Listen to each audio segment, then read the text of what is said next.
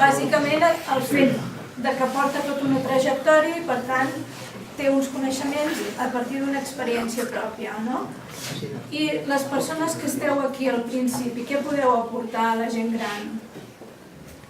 Energia. Com? Energia. Energia? Com? Coses noves, és a dir, teniu uns coneixements perquè heu viscut, això que acabes de dir també és molt important, perquè heu viscut en una societat diferent.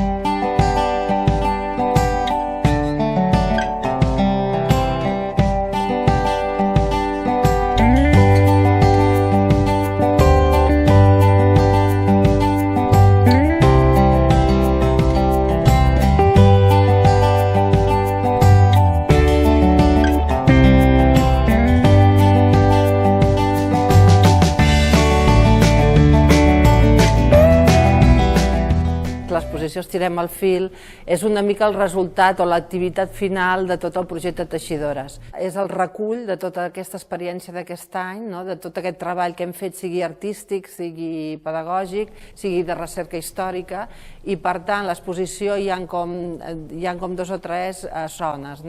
Hi ha una primera part on abordem més la memòria històrica o els fets que van passar per la construcció de la fàbrica nova i la fàbrica vella a Cardedeu.